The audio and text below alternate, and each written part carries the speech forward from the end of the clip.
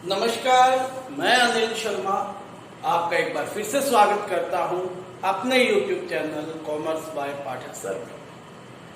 आज जो हमारे पास टॉपिक है वो टॉपिक है government policy changes and there impact on business. इससे पहले ये टॉपिक करें, थोड़ा सा हम ग्राउंड बेस तैयार कर लेते हैं इस टॉपिक का। आप सभी जानते हैं कि 15 अगस्त 1947 को जब अंग्रेजों ने हमारे देश को आजाद किया तो उनसे हमें एक बहुत ही बैकवर्ड स्टैग्नेंट इकोनॉमी प्रदान की थी, यानी कि उनसे जो हमें इकोनॉमी मिली थी वो बहुत ही पिछड़ी हुई थी। Almost Indians are doing agriculture, industries केवल नाम मात्र थी। 9% सिर्फ एक टाटा की इंडस्ट्री हम कह सकते थे 1907 में जो टाटा इंडस्ट्रीज लगी थी, जमशेदजी टाटा ने जो लगाई थी, उसके अलावा इंडस्ट्रीज नहीं थी। ठीक है, तो भारत की गवर्नमेंट को डिसीजन लेना था कि किस तरह से इस देश को आगे बढ़ाया जाए। 3 तरह की इकोनॉमीज उन्होंने देखा कि एग्जिस्ट करती है ऑल ओवर द वर्ल्ड। एक सेंट्रली प्लान, एक मार्केट इकोनॉमी और तीसरी mixed economy. Centrally plan totally market force पे छोड़ देना, जिस तरह से एक्टिविटीज होती रहें अपने आप चलती रहेंगी, प्रॉफिट के लिए सभी काम करेंगे, है ना। वो एक तरह की ऐसी इकोनॉमी होती है जिसमें मार्केट फोर्सेस जो हैं वो रोल प्ले करते हैं। ठीक है, डिटेल में आप इसको पढ़ चुके हैं, इसलिए यहां पर हमारा ये टॉपिक नहीं है। सिर्फ यही तैयार रखें कि मार्केट फोर्सेस अपना काम करते हैं, डिमांड और सप्लाई अपना काम करते हैं। दूसरी थी सेंट्रली प्लान, यानी कि प्रोडक्शन के हर रिसोर्स पे गवर्नमेंट का क्या होगा, अधिकार होगा। गवर्नमेंट जो चाहेगी, जिस तरह से चाहेगी, अपने नागरिकों की, अपनी जनता की वेलफेयर के लिए प्रोडक्शन करवाएगी। तीसरी थी कि ज्यादा इंपॉर्टेंट जो डिसीजंस थे, ज्यादा important criteria of production is in the hands of government, वो सरकार के हाथों में छोड़ दिया जाए, और जो थोड़े कम इंपॉर्टेंट डिसीजन से वो पब्लिक के हाथ में छोड़ दिया जाए, यानी कि पब्लिक को दे दिया जाए। लेकिन पब्लिक को टोटली नहीं दिए गए, फिर भी गवर्नमेंट का वहां पर क्या रहा, इंटरफेयर रहा। ठीक है, तो भारत ने मिक्स्ड इकोनॉमी को चुना।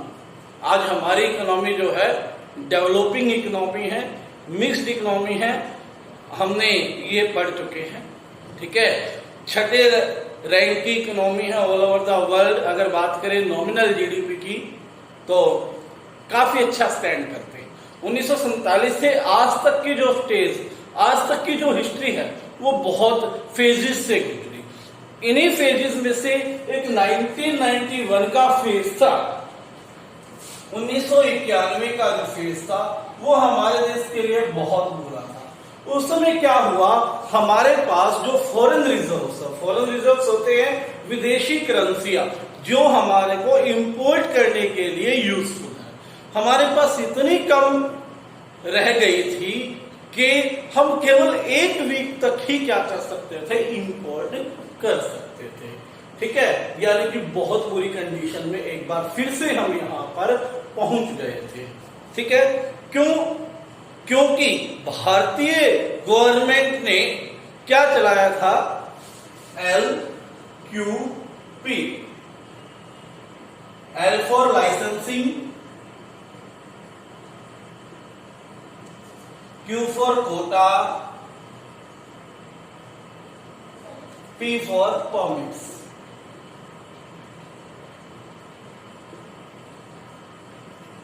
भारत की इकोनॉमी इन 3 फेजेस में से जाती थी, यानी कि हर व्यक्ति को किसी भी तरह की प्रोडक्शन करने के लिए और क्वांटिटी ऑफ प्रोडक्शन के लिए लाइसेंस की जरूरत थी। ठीक है, और एक कोटा डिसाइड था हर प्रोड्यूसर के लिए कि वो उतने कोटे तक ही क्या करेगा, प्रोडक्शन करेगा, उससे ज्यादा नहीं करेगा। इंपोर्ट एक्सपोर्ट के लिए, विदेशी व्यापार के लिए परमिशन लेनी पड़ती थी। या हम ये कहे कि ज्यादा रोल गवर्नमेंट का था, 80-20 की परसेंटेज थी, 80% रोल गवर्नमेंट प्ले करती थी उस समय और 20% क्या करती थी, प्राइवेट प्रोड्यूसर्स करते थे। 17 सेक्टर्स ऐसे थे जहां पर केवल गवर्नमेंट प्रोडक्शन कर सकती थी। 17 जो सेक्टर्स ऐसे थे, जैसे आज इंडियन रेलवे है जो केवल सरकार चला सकती है। आज तो तेजस नाम से एक प्राइवेट ट्रेन भी चलाई है गवर्नमेंट ने, आज पूर्ण रूप से हम उसको भी नहीं कह सकते। तो उस समय ऐसे 17 सेक्टर्स थे। तो जो नीतियां थी वो ज्यादातर गवर्नमेंट के फेवर में थी और गवर्नमेंट जो एंटरप्राइजेस थी वो इस तरह से थी कि ज्यादातर एंटरप्राइजेस प्रॉफिट्स नहीं दे रहे थे। वहां पर काम करने वाले लोग करप्ट हो चुके थे, प्रोडक्शन मैक्सिमम लेवल पे नहीं हो पा रहा था। तो गवर्नमेंट बहुत बुरी हालात में पहुंच गया। तो गवर्नमेंट ने क्या किया, इसको खत्म किया। 24 जुलाई 1991 न्यू इकोनॉमिक पॉलिसी लॉन्च की। ठीक है, 24 जुलाई 1991 को क्या की, न्यू इकोनॉमिक पॉलिसी लॉन्च की, जिसने मेजर चेंजेस क्या थे, LPG। ठीक है, LPG लाइसेंसिंग कोटा परमिट्स जो थी इनको कैंसिल कर दिया। कैसे कर दिया, वो LPG को इंट्रोड्यूस करके। LPG क्या है, LPG stand for liberalisation, P for privatisation, G for globalisation.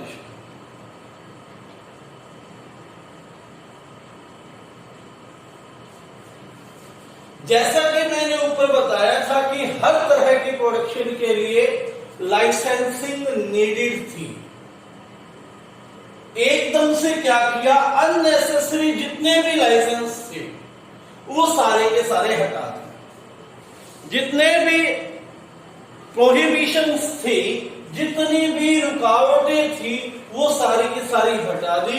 अनावश्यक चीजों पर लाइसेंस जो थी वो हटा दी। ठीक है, यानी कि लाइसेंसिंग रिक्वायरमेंट्स थी जो इंडस्ट्रीज को, वो खत्म कर दिया। किसी तरह का कोटा नहीं रखा भी आपको इससे ज्यादा प्रोडक्शन नहीं करनी, you can produce as you want, जितना आप चाहते हो। ठीक है बात। इसके अलावा उन्होंने क्या किया, गुड्स आप देश में बेचे, देश के किसी भी स्टेट में बेच सकते हो, एक्सेप्ट उस समय जम्मू एंड कश्मीर। ठीक है ना, आज 5 अगस्त को निर्णय लिया गया था, जो 370 धारा थी वो हटा दी गई। अब हम जम्मू कश्मीर में भी सेल परचेज कर सकते हैं। ठीक है, तो लिबरलाइजेशन में क्या किया, लाइसेंसिंग अबॉलिश कर दी, लाइसेंसेस को बिल्कुल बंद कर दिया। पहले जो कोटा डिसाइड था कि प्रोडक्शन इस हद तक आपने करनी है, जैसे किसी इंडस्ट्री को कह दिया 20,000 यूनिट से ज्यादा आप प्रोडक्शन नहीं कर सकते, तो 20,000 उसके लिए कोटा बन गया। ये कोटा खत्म कर दिया, 20,000 नहीं, आप जितना चाहो प्रोड्यूस कर सकते हो। देश के किसी भी पार्ट में आप क्या कर सकते हो, गुड्स को बेच सकते हो, यानी कि मूवमेंट जो है वो क्या कर दी, फ्री कर दी। पहले गवर्नमेंट प्राइसिंग में भी क्या करती थी, इंटरवेन करती थी, लेकिन अब अपनी गुड्स एंड सर्विसेज की आप अपने आप क्या कर सकते हो, प्राइसिंग कर सकते हो।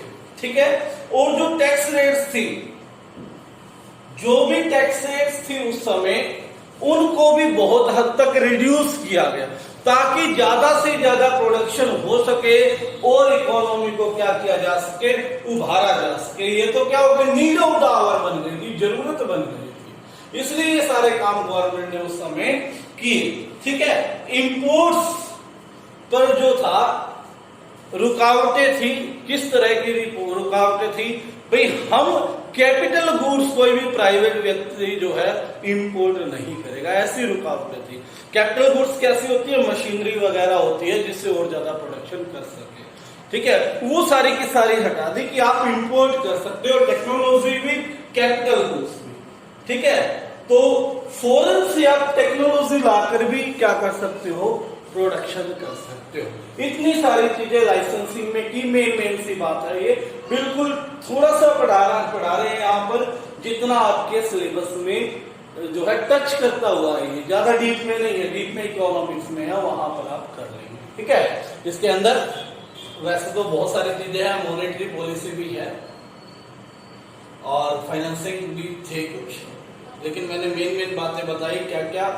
सबसे पहले बात क्या कि लाइसेंसिंग अबॉलिश कर दी, मूवमेंट ऑफ गुड्स फ्री कर दिया, कोटाज खत्म कर दिए, किसी भी तरह का कोटा रिस्ट्रिक्शन नहीं थी, टैक्सेस को रिड्यूस कर दिया, आप इंपोर्ट कर सकते थे जहां पर भी आप चाहे, जहां से भी चाहे, कैसे भी गुड्स चाहे, टेक्नोलॉजी भी आप क्या कर सकते हो, दूसरे देश से ला सकते हो। ये मेजर काम किए गए थे। और हाँ, इसके अलावा क्या था, गुड्स एंड सर्विसेज की आप प्राइसिंग भी कर सकते हो। ये मेजर काम किए गए किसमें, लाइसेंसिंग में, ठीक है। बात एक बार फिर से रिपीट करता हूं जल्दी से। सबसे पहले सबसे मेन काम अबॉलिशिंग द लाइसेंसिंग, सेकेंड कि रिमूवल ऑफ कोटा, हर तरह का कोटा रिमूव कर दिया गया।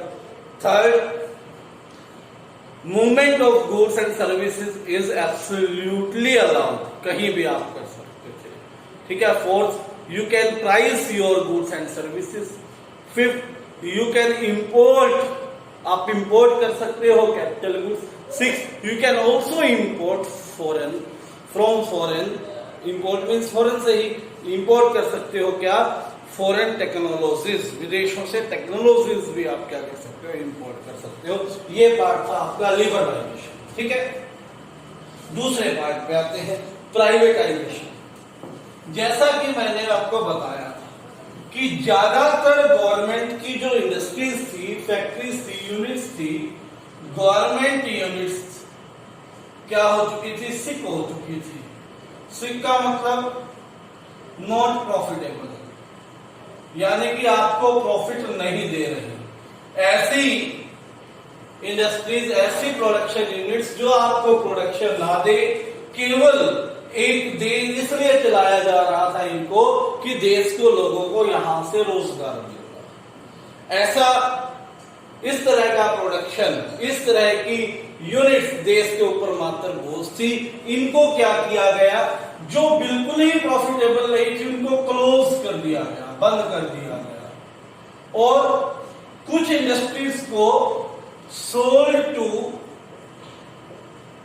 प्राइवेट सेक्टर, प्राइवेट सेक्टर को बेच दिया गया, ठीक है, सोल्ड टू प्राइवेट सेक्टर, सारी की सारी कंप्लीट, ठीक है।